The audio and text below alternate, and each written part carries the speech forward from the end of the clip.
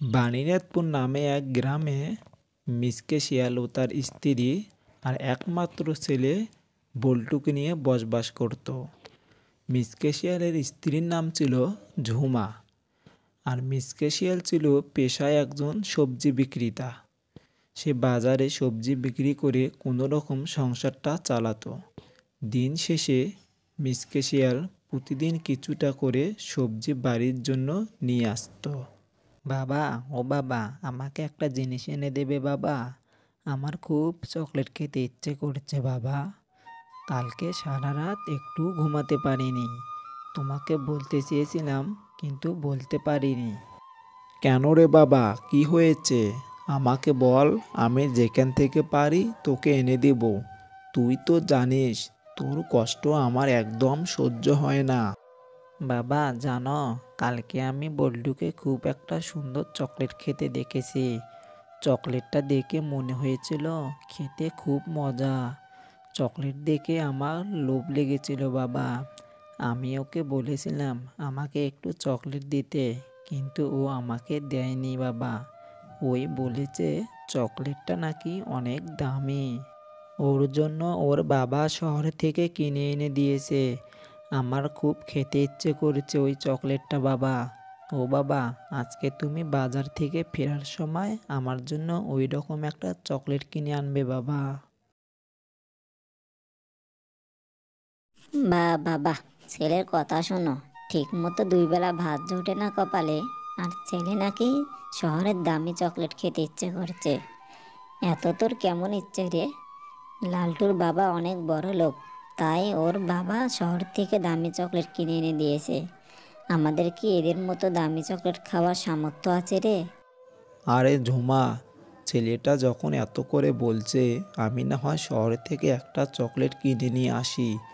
একটা মাত্র ছেলে আমাদের, এই বয়সে তো একটু একটু আবদার করবেই। সেই আবদারগুলো পূরণ না করলে আমি যে মনে শান্তি পাবো না। বাবার এমন কথা শুনে বল্টু অনেক খুশি হয়ে যায়, আর খুশিতে তার বাবাকে জড়িয়ে ধরে বলে, কি মজা, কি মজা! আমার বাবা খুব ভালো বাবা। তুমি আমার সব থেকে ভালো বাবা। শহরের যে দোকান থেকে লালটুর বাবা চকলেট নিয়ে এসেছিল, তুমিও আমাকে সেই দোকান থেকে চকলেটটা এনে দেবে বাবা, ঠিক আছে? তোর খুশিতে আমার খুশি বাবা। আমি চাই তুই যেন সবসময় হাসি খুশিতে থাকিস। তারপর মিসকে সবজি ঝুড়ি নিয়ে বাজারে বিক্রি করার উদ্দেশ্যে বেরিয়ে পড়ে। আরে ভাই, আজ তো দেখছি তোমার দোকানে সবচেয়ে ভালো ভালো সবজি রয়েছে। হ্যাঁ ভাই, আমি আজ অন্যদের তুলনায় ভালো ভালো সবজি এনেছি তোমাদের জন্য। যেটা লাগবে সেটাই নিয়ে যান। একদম টাটকা টাটকা সবজি। ভাই, আমার বাড়িতে আজকে অনুষ্ঠান আছে, তাই তোমার কাছে যা সবজি আছে তা আমার সব লাগবে। আমাকে তুমি তোমার ঝুড়িটা যাও, সবজি আছে তা সব দিয়ে দাও। ঠিক আছে, নিয়ে যান সব। কিরে মিসকে, আজ কত টাকা সবজি বিক্রি করলি? তোর তো দেখি সব সবজি আজ বিক্রি হয়ে গেল খুব তাড়াতাড়ি। হ্যাঁ বাঘ মামা, সব আল্লাহর ইচ্ছা। আজ প্রায় 2000 টাকা সবজি বিক্রি করলাম। ঠিক আছে বাঘ মামা, আমি তাহলে এখন আসি। আজ একটু শহরে যাব। সকাল থেকে ছেলেটা বায়না ধরেছে চকলেট খাবে বলে। যাই, আমি ওর পছন্দের চকলেটটা কিনে আনি। না জানি ছেলেটা কত খুশি হবে ওর পছন্দের চকলেটটা পেলে। তারপর মিসকে শহরে গিয়ে বল্টুর জন্য 2000 টাকার চকলেট কিনে নেয়।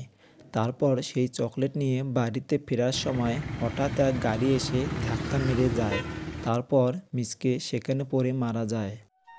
আজ 3 দিন হয়ে গেল তোর বাবা আমাদেরকে ছেড়ে চলে গেছে। কিভাবে যে থাকবো তোর বাবাকে ছাড়া, আমি কিচ্ছু বুঝতে পারছি না রে। বাড়িটা যে পুরো ফাঁকা ফাঁকা হয়ে গেছে। ঘরে চাল নেই, ডাল নেই। কি যে করি, কিভাবে যে সংসারটা চালাবো?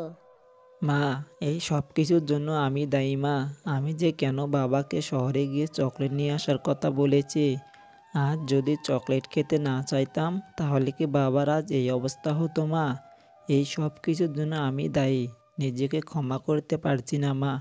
আমার যে খুব কষ্ট হচ্ছে। বাবা, তুমি কোথায় চলে গেলে? আমি তোমাকে ছাড়া থাকতে পারছি না বাবা। তুমি ফিরে এসো বাবা। আমি আর চকলেট খেতে চাইবো না।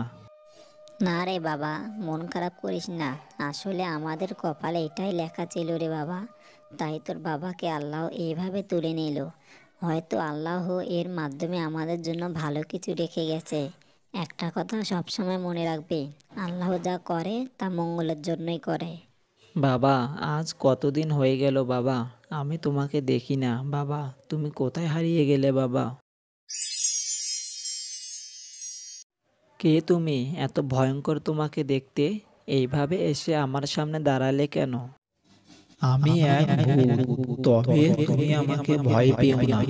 তুমি এই গাছের নিচে বসে এইভাবে কান্না করছো কেন? আর কি হয়েছে তোমার? তুমি সব খুলে বলো আমাকে। তুমি একদম ভয় পেও না। তারপর বল্টু সব কিছু খুলে বলে ভূতকে। তারপরে বল্টুর কথা সব শুনে বল্টুকে বলে, তুমি একদম চিন্তা করো না, আমি তোমাদের সব কষ্ট দূর করে দেব। আমি অন্যদের মতো নই। কিন্তু আমি তো শুনেছি ভূতেরা অনেক ভয়ঙ্কর হয়, তারা সবসময় অন্যদেরকে ভয় দেখিয়ে থাকে। না না না, আমি ওদের মতো নই। আমি সবসময় অসহায়দেরকে সাহায্য করি। তোমাকে দেখে মনে হলো তুমি খুব অসহায়, তাই তোমাকে সাহায্য করার জন্য আমি এসেছি। তাহলে তুমি আমার বাবাকে ফিরিয়ে দাও। আমি বাবাকে ছাড়া আর কিছুই চাই না। আমি শুধু বাবাকেই চাই। না বল্টু, আমি তোমার বাবাকে ফিরিয়ে দিতে পারবো না, কারণ যে মরে যায় সে আর কখনো ফিরে আসে না। তবে আমি তোমাদের সংসারের অভাব দূর করে দিতে পারি। এই নাও চারা গাছটি, তুমি বাড়িতে গিয়ে লাগাবে। গাছটি লাগানোর পরের দিনেই দেখতে পারবে গাছটি অনেক বড় হয়ে গেছে, আর গাছে সুন্দর সুন্দর ও দামি দামি চকলেট ধরবে। আর সেই চকলেট বিক্রি করে তোমরা ও তোমাদের মায়ের সংসার আর কখনো অভাব থাকবে না। তোমাকে অনেক ধন্যবাদ, তোমার এই উপকারের কথা আমি কোনো দিনই ভুলবো না। তারপর বল্টু বাড়িতে গিয়ে গাছ লাগিয়ে দিল আর তার মাকে সব কথা খুলে বলে। বাবা বল্টু, চকলেট কি কখনো গাছে হয়? এটা তো আমি কখনো আগে শুনিনি। এই গাছ লাগানোর ফলে আমাদের আবার কোনো বিপদ আসবে না তো? না মা, ভূতটা খুব ভালো, ওই অসহায়দেরকে সাহায্য করে, তাই আমাদেরকেও সাহায্য করার জন্য এই গাছটি আমাদেরকে দিয়েছে মা। তুমি দেখে নিও, কাল সকালে এই গাছটিতে ঠিক চকলেট ধরবে। মা মা, দেখো কালকে লাগানো সেই গাছটিতে কত সুন্দর সুন্দর চকলেট ধরেছে মা। ওই ভূতটা ঠিকই বলেছিল যে অসহায়দেরকে সাহায্য করে। হ্যাঁ রে বাবা, তাই তো দেখছি। ভূতকে অসংখ্য ধন্যবাদ আমাদেরকে এইভাবে সাহায্য করার জন্য। এখন থেকে আমাদের আর কোনো অভাব নেই।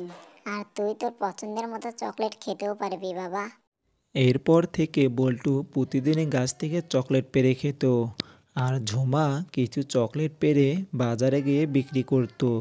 আর তার দোকানে সুন্দর সুন্দর চকলেট দেখে সবাই ভিড় করতে শুরু করলো। এইভাবে মা ছেলে দিন কাটাতে লাগলো।